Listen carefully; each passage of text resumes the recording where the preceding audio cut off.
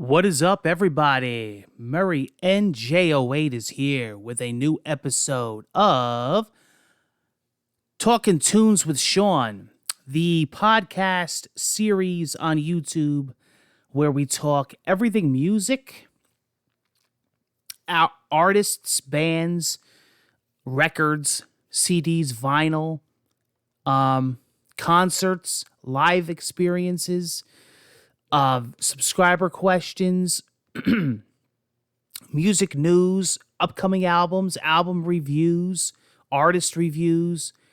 And this is a mini series that we've been doing on here, the greatest vocalists of all time. And you guys have been waiting for this. This is round 3 of 3. This is the final round. In round 1, we started with a big list that was narrowed down from a huge list. They made the cut. They moved into round 2. I explained why. I made huge, massive cuts, and now we have round 3.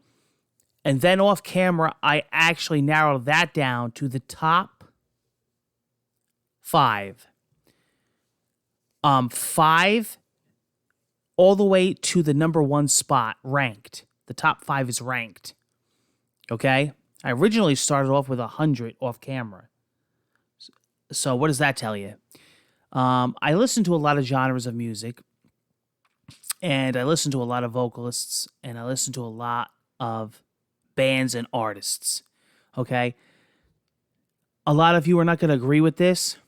This is very opinion-based, of course. There's no fact here. This is my personal picks because of what these artists meant to me, how much time I put into their music, their work, and what the impact that the vocalists had to me listening to their music, okay? I do listen to older music before my time. I listen to it all. And I listen to the newest music that just came out yesterday.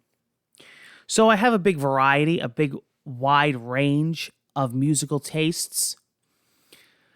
And I narrowed it down to these 5 that are very inspiring to me and why I sing today and why I do a lot of cover songs. Let's get right into it, guys. I made a little browser notes here. Coming in at number 5 is Aaron Lewis from the band Stained, but he then went on his own. He did solo, but I'm more specifically talking about back in the heyday, like Dysfunction, when Stained came out and hit the ground running. Aaron Lewis, I told you when I mentioned his name in the first round, he was going to make it to the end. There's something about him, but it's not just about vocals. It's not just, it's the passion. A great example is go watch the MTV Unplugged session. The whole entire time he's singing, he's got his eyes closed. He's feeling every word that comes out of his mouth, and every word you could feel, and you know he means it. And Stained, one of the things about Stained was you always felt every word because you knew it was meaningful, and it came right from the heart. And he was so passionate in his music videos. I seen him live so many times. I seen him back in the day open up for Korn. And he, they were everything from the heaviest to the mellowest. They to pretty much country, to like screaming screamo metal back in the day before they were even signed. Like I want to say one of their early EPs was Tormented. It was a big controversy because it had like a stake going through a Bible.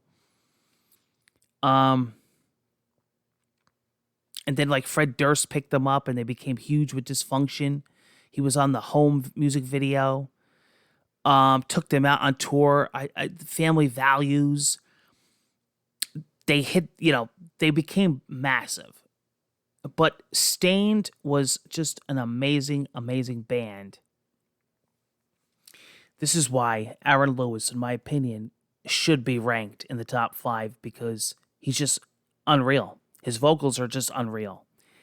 And very distinct, unique vocals. That's another thing I look for in this list.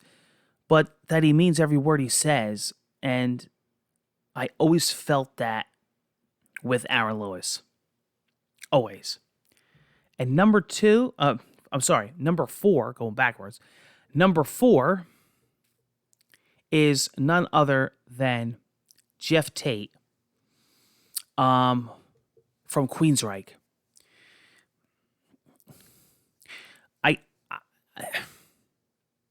I can't explain it unless you hear him. Listen, this is a podcast where we talk.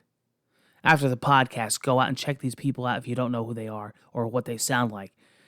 I'm talking like anything from like fucking Empire to showcase his voice, or Operation Mindcrime, or anything live, or Operation Live Crime. The production, the show he puts on, how he acts every song out, the vocal range, stripped down with nothing but his vocals unplugged. Again, you see them when they're vulnerable. Like, what do they sound like stripped down? Unplugged is a great way. Jeff Tate, I remember when he did Della Brown and the crowd around him was going nuts. But then he got like Walk in the Shadows. You got Thin Line. You got Eyes of a Stranger. You got everything from heavy to very melodic, mellow, but the vocals are untouched. Queensryche has a different singer now, and he's very good. But Jeff Tate, in his prime, was untouchable. You couldn't even think of... If somebody said, oh, one day Queensryche is going to have another singer, you would laugh so hard, you would have to run to the bathroom. You would probably piss yourself. Things happen, and, that's a whole other story. Bands go through this. I see it all the time.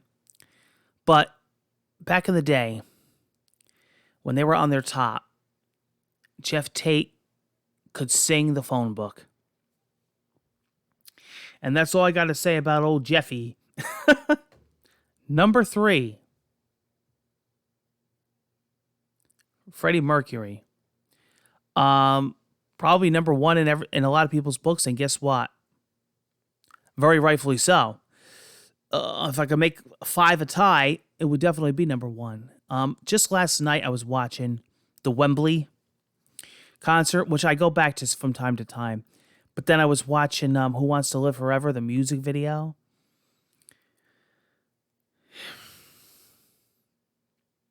Wow. Just, it's just a stunning thing. It's a stunning thing, and the vocals will never be replicated. There's always going to be a 1 in a million singer, and that's Freddie Mercury. I don't care what album, what song, what track, studio, live. And that's another thing too about these artists. Like, how are they live? How are they when they're out there with 1,000 people? Or even if they do a small show, or if they're unplugged. Like I was watching the Wembley. Just amazing. Amazing singer. He's done it all. And one of the greatest. There's just really, I don't care what genre of music you listen to. And this is anything goes. If I feel that they're that good, they're in this list. I don't care if you're an opera singer, and I do listen to that. I listen to a lot of Italian tenors. So, whatever you want to call, thrash metal, rock, hard rock, classic rock, soft rock, whatever. Out of all of them, Freddie Mercury is one of the best. And he's just 1 in a million. That's why he's number 3 on this spot. Number 2, I gotta give it to James LaBrie, however you want to say it, from Dream Theater. I said this when I mentioned his name. He's one of the greatest, my opinion, amazingest vocalists. There is none better. Because his range is incredible. His range is incredible. Okay? Oh, he also has solo albums, which are absolutely very heavy, by the way. A lot of times when you think about these solo albums from these artists, they kind of do like, they kind of use their mellower side. This was heavy. But Dream Theater could be just as heavy as any other band. They could fucking own the floor if they want. But then they could do something really mellow. Then they could do something instrumental. But as far as specifically, more so than the band, James's vocals are stunning. I don't know how it's just transforms from one kind of a tune to another. He does it. And it's like he could be singing on a really heavier track like Lie, but then like Wait for Sleep, something very like dreamy.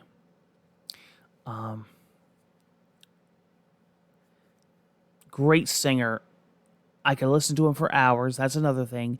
He brings you into another dimension, like another atmosphere. He takes the stress away. You can really clear your head. I always have Dream Theater playing when I'm doing something, when I'm working on a project, or I'm walking, I'm doing housework, I'm doing the fish tank. But there's what's cool about Dream Theater is that I used to make Dream Theater mixes. So what I would do is I would make like a mellow mix if I was in the mood just to, mellow out. I used to make like heavy mixes. I used to make instrumental mixes. So Dream Theater is for everybody, in my opinion. It's a well-rounded group. You got to really listen to them. But James, what a singer. Just his vocals. And the number one spot, the number one vocalist of all time, in my opinion, and I said this back in the day, and I'm still saying it today, my personal opinion, Maynard James Keenan.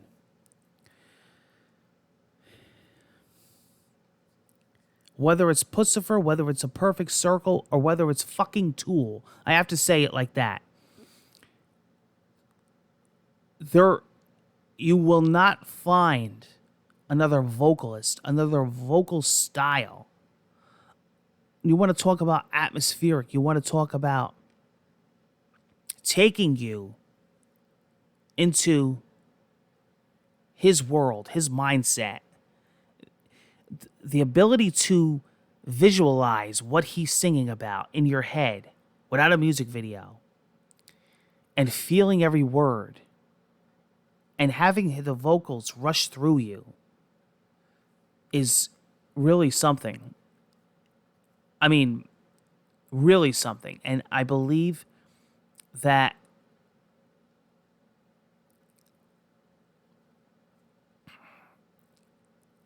Maynard James Keenan is James Herbert Keenan, from technical terms.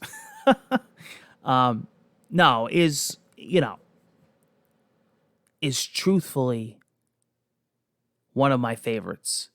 And I've explained why through the past few episodes. I mean, I've seen them live a couple times. I've seen them with I haven't seen him with Pussifer, but I've seen him with Perfect Circle. I've seen him a few times with Tool.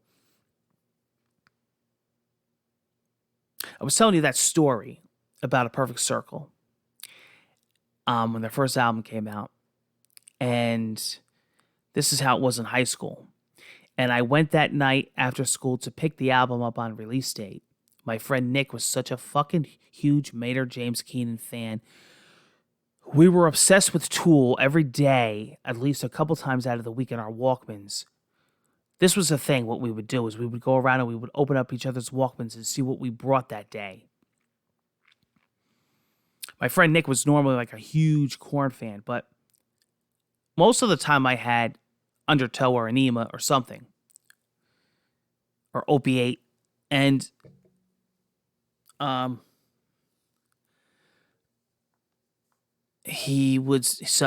Circle was coming out.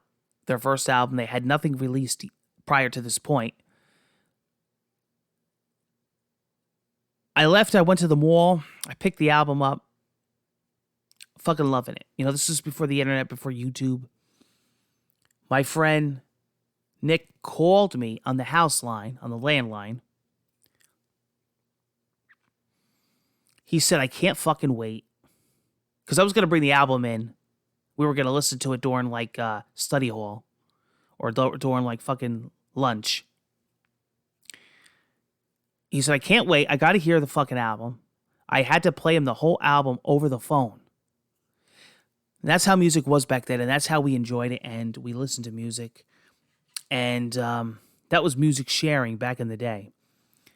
And Maynard James Keenan's vocals were just like phenomenal.